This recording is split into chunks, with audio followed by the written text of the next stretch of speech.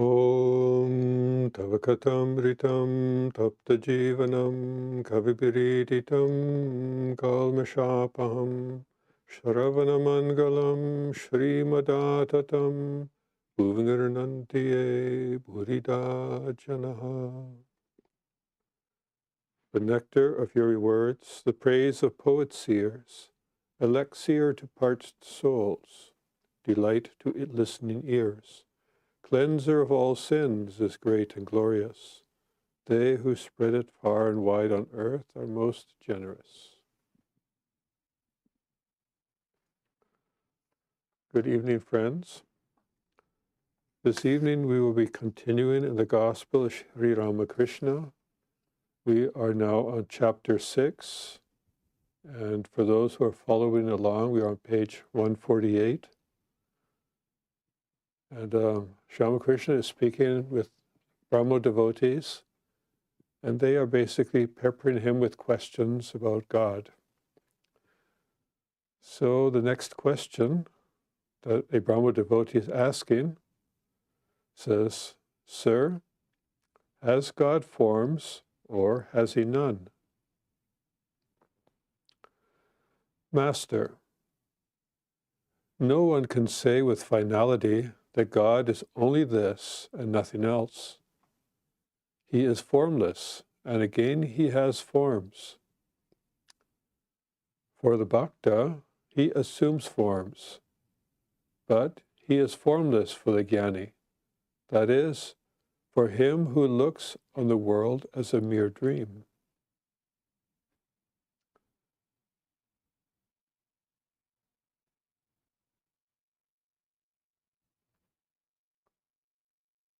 So the bhakta feels that he is the one entity and the world another. Therefore, God reveals himself to him as a person. For those that are not seeing the print, the word person here is capitalized. So there's some significance to that. So here we have a jnani who negates the things of the world, who looks on the world as a mere framework of like dream, like similar to a dream, not a dream as we experience in a sleep state, but that is the closest analogy to what the jnani experiences. So he does not see, a bhakta is always conscious of some distinction between themselves as the worshipper and God. The jnani does not feel that God is separate from anything around. In fact, the jnani he negates the world as by saying, not this, not this. So anything that is transitory, anything that has limitation, he negates as not being part of God. So, and then what he is left with, once he negates everything, including his own ego, is just what is, and is beyond description. And Ramakrishna will explain further about that. But the bhakta still has some distinction, and the bhakta feels that there is some relationship between the lover and the beloved. There's a relationship, there's a certain separation between the worshipper and an aspect of God. So he goes on further to say that God reveals himself to them as a person. Well, capitalized the P is capitalized. So it's here we're not talking about a human person. We're not talking about a human guru. We're talking about an aspect of God that is near and dear to that worshiper. And that worshiper will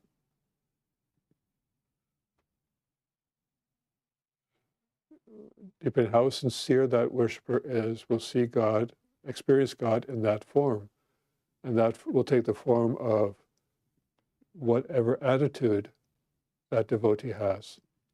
If the devotee has an attitude that looks on God as a baby, where they are the parent, or on God as a mother or father, they will experience God in some aspect of either God appears to them as a baby Krishna, or Krishna in an adult form, or Rama, or some aspect of the Divine Mother, either as Mother Durga, Lakshmi, Saraswati, could be Holy Mother, the Virgin Mary, could be whatever that devotee's mind is inclined to feel more near and dear to them.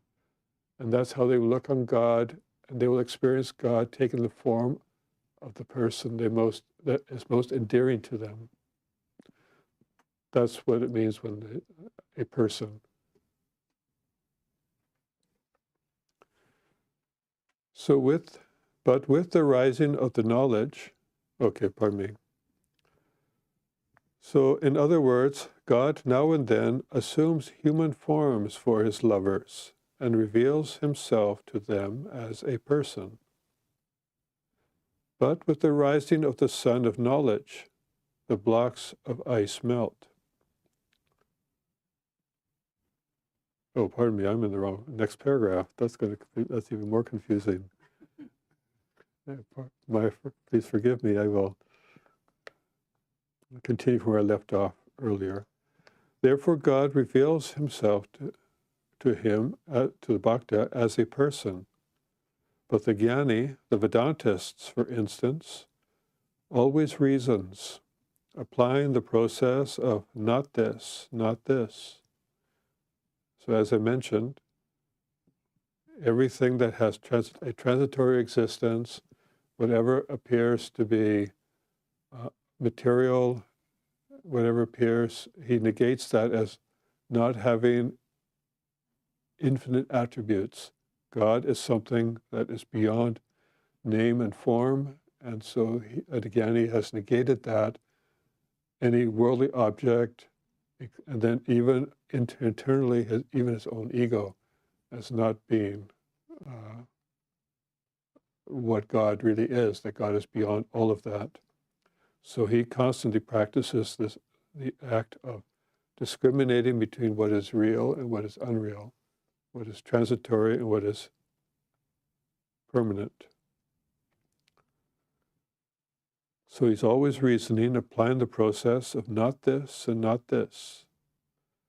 Through this discrimination, he realizes by his inner perception that the ego and the universe are both illusory, like a dream. So just as a dream is transitory, again he realized that even this world is transitory. We may understand that intellectually, as we watch people go through their lives, they are born and they pass away.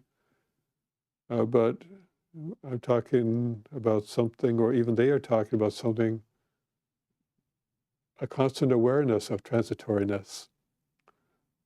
Here we go through periods only when we are in a state of distress, or when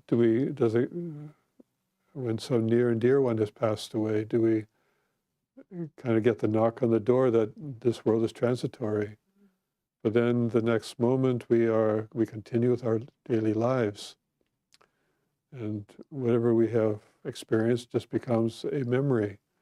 But meanwhile, we are aware that we are still the doer, we have to do this and that. But the Jnani has, with their strength of mind and conviction, has been able to say that, no, everything that I'm experiencing is transitory. And when they say, not this, it's not something that they have to, they are not, it's almost like when we decide to do spring cleanup, and we decide, okay, I don't need this, I don't need that, and we throw it out, and then there's no second thought. This is how they can treat the rest of the world. Off to the dump, and that is out of mind kind of thing. But we do not let go of things so unless we are doing spring cleaning. And then we realize how easy it is to let go. But if we actually realized that we could do that with everything in our life, that a life of constant spring cleaning, then we would be at the level of a jnani, where once it's out of sight, out of mind. It really is out of mind. And then what are you left with when everything goes off to the dump?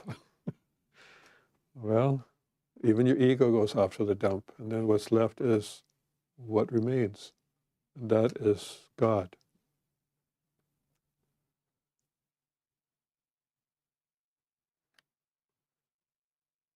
So then the jnani realizes Brahman as his own consciousness, but he cannot describe what Brahman is. You can only describe something if there's someone or something to describe something to. So there is no question of description in that experience. So now he asks the Brahma devotees, do you know what I mean? Think of Brahman, existence, knowledge, bliss, absolute, as a shoreless ocean. Through the cooling influence, as it were, of the bhakta's love, the water has frozen at places into blocks of ice. In other words, God now and then assumes various forms for his lovers and reveals himself to them as a person. Again, person, capital P.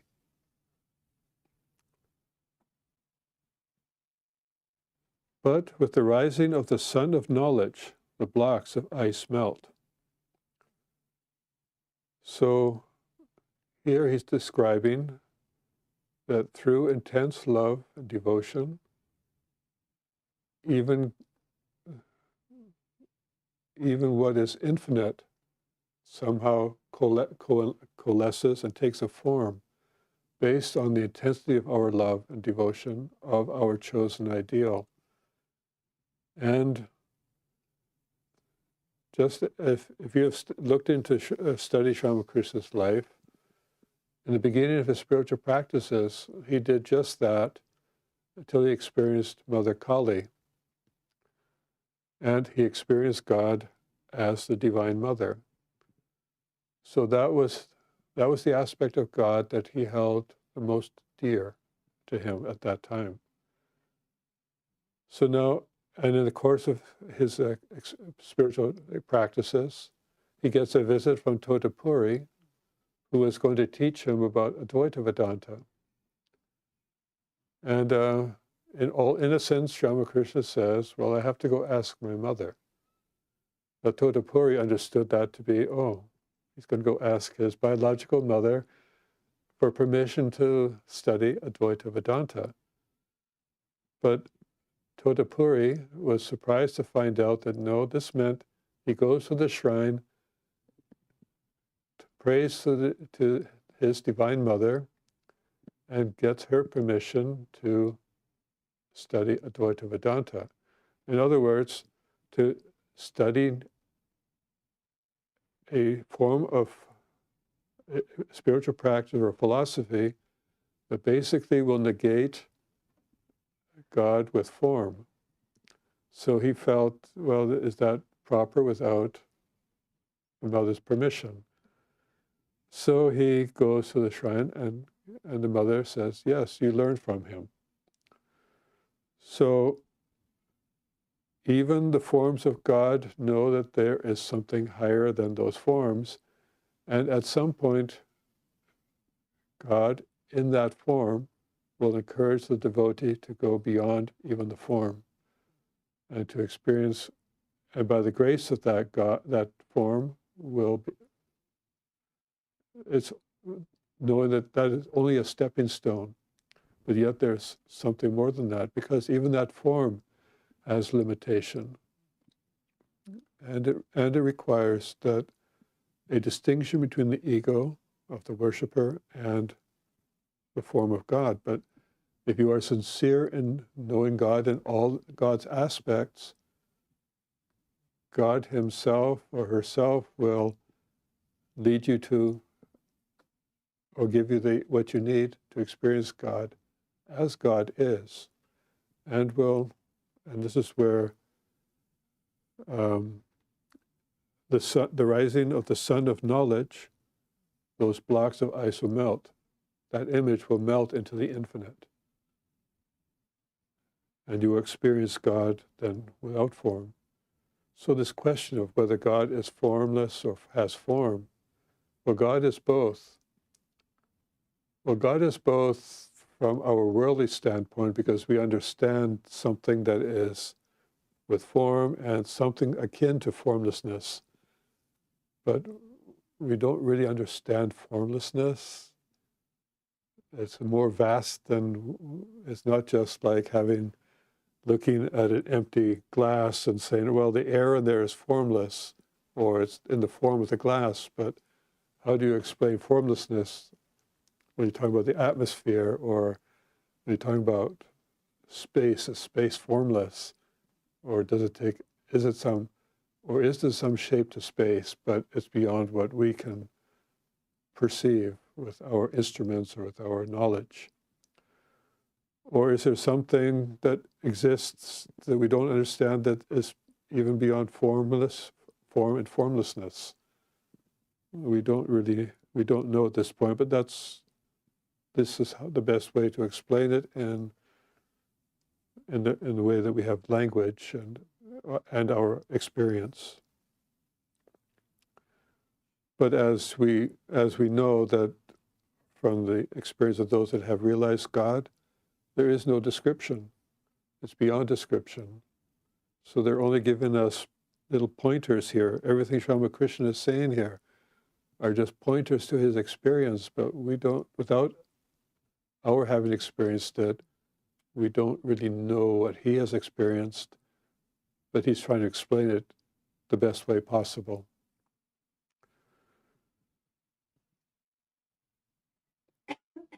But with the rising of the sun of knowledge, the blocks of ice melt. Then one doesn't feel anymore that God is a person, nor does one see God's forms. They have all melted away into the infinite. What he is cannot be described. Who will describe him? He who would do so disappears. He cannot find this I anymore. So the ego is gone, the forms are gone, and sometimes when you tell this to a spiritual seeker, they get frightened because they cannot imagine themselves without ego, without purpose, without even the desire to know God. They cannot imagine themselves not existing, even in a mental state. And so the idea that they have to give up the ego, give up their attachments in order to really experience God, that is a frightening thought for many. So in some ways, that's also a limitation.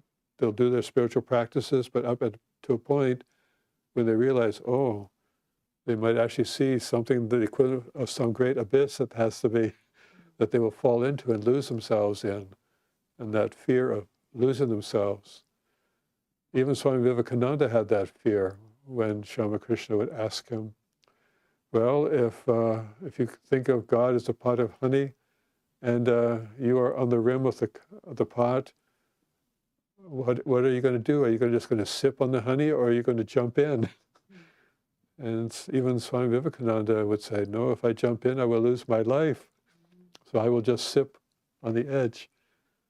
But Swami Ramakrishna would reassure him, no, that's the ocean of immortality.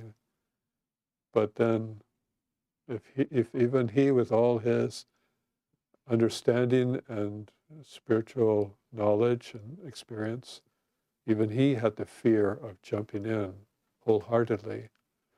So what to speak of how we would feel? So yes, it's vaster than we can imagine.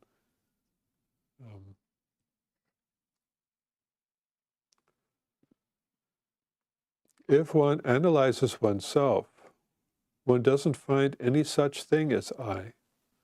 Take an onion, for instance. First of all, you peel off the red outer skin, then you find thick white skins. Peel these off, one after another, and you won't find anything inside. In that state, a man no longer finds the existence of his ego, and who is left to seek it? Who can describe how he feels in that state, in his own pure consciousness, about the real nature of Brahman? And then he gives an analogy that you will find throughout the whole Gospel to explain this even more clearly. Once a salt doll went to measure the depth of the ocean. No sooner was it in the water than it melted. Now, who was there to tell the depth? When we go to sleep, we are completely lost to this world. We don't know what goes on the outside. We are in our own experience in the dream state. So there's a transition, just as the salt doll goes into the ocean and then starts to dissolve and merge into it. And then nothing is left of whatever that salt doll has experienced in this world no longer has any existence. So also when we are in our dream state, the going-ons of this world, totally non-existent to us in the dream world, and vice versa. We may even wake up in the middle of sleep and decide, well, I want to go back into that dream world. It was so pleasant.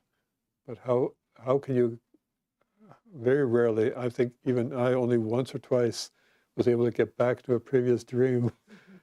But that is not always possible. And so that's the salt doll has lost all sense of itself, its ego, any consciousness of the world, of this material world, when it has merged in the infinite. And even then, the way all the atoms and molecules dissolve in that salt doll, it does not even retain its shape, its form. It basically has subdivided itself to cover basically the whole ocean. Wherever the currents take it, it's totally dispersed. There's just no way to reform that salt doll. It has lost complete identity of what it ever was. It's now part of all this consciousness. And that is what will happen to us also. When our minds lose sense of this ego, of this world, we become part of all consciousness. And that is the consciousness of Brahman.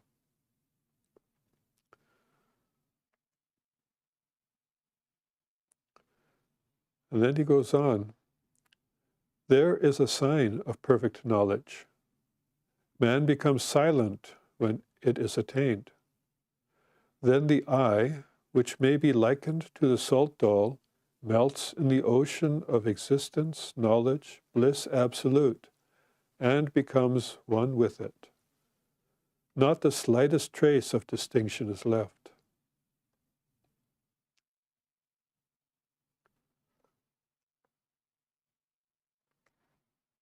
On one hand, we feel, oh, that would be so ideal. This is what I really want. On the other hand, how many really have that intensity of a desire where they can just negate the world completely and merge into this without spending years or lifetimes even in the practice of separating the things of this world, the transitoriness of this world, with our experience, that what's left will be this ocean of existence, knowledge, and bliss absolute. That's the best description that we can give of what God is. This is a description of something that's infinite, yet it's also knowledge. It's the knowledge of what is. And somehow that has coalesced to form what we experience as this world. So even though a jnani might try to negate everything in this world, other philosophies like Vashishta, Yoga Vashishta, they believe, well, no, there's also, this world is also part of God. So you can't just negate everything. God is this world and also that. So and somehow God has made itself part of this world. So different philosophies, different experiences, but ultimately God is beyond form and formlessness. So as long as this self-analysis is not complete, man argues with much ado, but he becomes silent when he completes it. So when he has done all this spiritual practices, when he's a bhakta, has experienced God as either a divine incarnation, as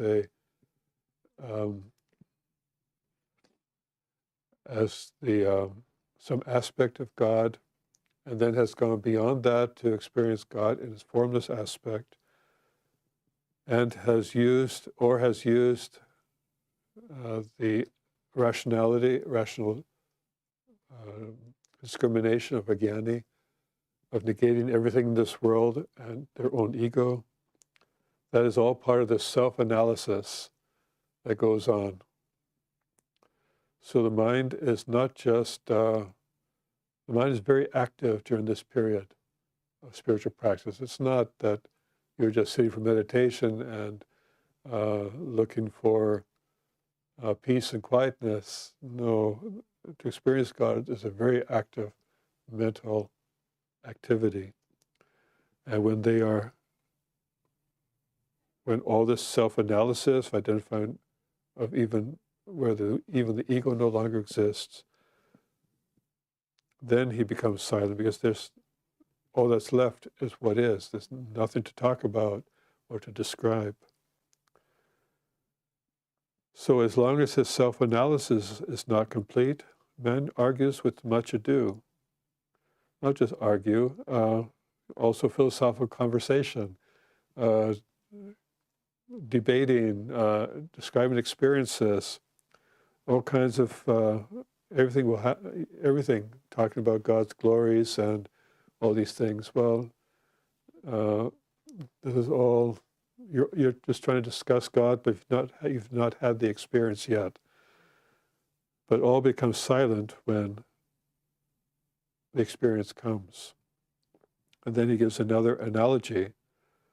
When an empty pitcher has the water of the lake outside, when the empty pitcher has been filled with water, and when the water inside the pitcher becomes one with the water of the lake outside, no more sound is heard. Sound comes from the pitcher as long as the pitcher is not filled with water. So if you can imagine coming to a lake with a pitcher of water, you dip the pitcher in, you'll hear the water rushing in, but once the pitcher is submerged, then there is no sound. If you move the pitcher around underneath the water, you won't hear any sound, because the water in the pitcher and the water outside are one and the same. So once you've done all your discussion and arguing about God is this, God is that, then once you have merged with God, there is no question. All you can do is, you're experiencing God. It's like you're in awe of something. It's so overwhelming that there's no way to describe it.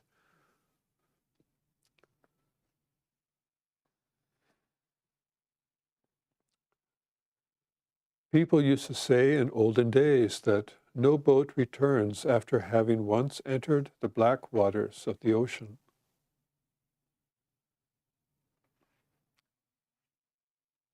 All trouble and botheration come to an end when the eye dies. You may indulge in thousands of reasonings, but still the I doesn't disappear. For people like you and me, it is good to have the feeling, I am a lover of God. The Saguna Brahman is meant for the bhaktas. Saguna Brahman, we're referring to, as I mentioned, you experience God as your near and dear beloved. Either experience God in some form, as the Divine Mother, or as a child, or as a friend, whatever your relationship is with God. God takes that form, and that God in that form is called Saguna Brahman. It's meant for the bhaktas. In other words, a bhakta believes that God has attributes and reveals himself to men as a person, assuming forms. It is he who listens to our prayers. The prayers that you utter are directed to him alone. He's talking about the prayers that the Brahmo Samaj uses. The prayers that you utter are directed to him alone. You are bhaktas, not jnanis or Vedantists. It doesn't matter whether you accept God with form or not. It is enough to feel that God is a person who listens to our prayers, who creates, preserves, and destroys the universe, and who is endowed with infinite power. It is easier to attain God by following the path of devotion. So rather, unlike the jnani, who basically has leapfrogged the practices of the bhakta and gone right to trying to experience God as formless, for most of us, following this path of devotion where God has taken a form for our sake, and then by the grace of that form, or that experience of God, we will get basically permission to experience God or pursue practices to experience God in his formless state. So for most of us, it will be easier to attain God by following the path of devotion, not through discrimination. But in other parts of the gospel, he's saying not solely the path of devotion, but the path of devotion mixed with some jnana, with some discrimination. In other words, following one path exclusive of all the others, one becomes more fanatical about, they'll think, my form of worship is superior to your form. Worshipping God as Divine Mother Durga is more superior to Mother Kali or Baby Krishna or that. There'll be all this arguing, but and that will not lead to what God really is. Those are the forms, those are personal to the individual worshiping God. That's why it is not encouraged that one speaks about their spiritual practices to others that are not like-minded. So you try to keep that private, just like you won't describe how much you love your wife to every person that you meet in the office, because there's a certain sacredness there. So just you'll treat God the same way. How much you love God, people may know that you are a lover of God, but they won't know with what intensity, with what respect, with what, or how you love that God. That you keep private. So I will conclude there. If there are any questions, I can attempt to answer some. Otherwise, while you think, there are a few announcements because we have some events coming up. This Friday, we'll start with tomorrow, Swami Brahmatmananda at our Tapovan retreat will be conducting an online and live class for those that live nearby on a book called Toward the Goal Supreme. That is done through Google Meet. a link to that to sign up for that, because attendance is limited online. It's done through our notifications that you received by email earlier, if you signed up for them. On Saturday, or pardon me, Friday, Swami Satyamananda will be continuing his series on householder disciples of Sri Ramakrishna. And this Friday, he will speak on Akshay Kumar Sen. This Saturday, we'll be having a visit from Swami Avikarananda, who retired now, but he was head of the Berkeley Center in California. He will be here with us for a week. He will be giving the Sunday talk on spiritual life. So if you can attend in person, you are much encouraged to do so. If not, then online is your only other option. But it would be nice if you could show up in person. He will address questions and so forth afterwards in our library. I'm not sure how conversant he is with the internet questions and all of that, and dealing with an online audience. So that's why I'm saying maybe better if you showed up in person. We are also encouraging him to give next Wednesday's class on the gospel or whatever topic he decides to talk upon. So we won't know until he arrives what will happen next Wednesday. So thank you all very much for attending here in person and online. I will conclude with a chant.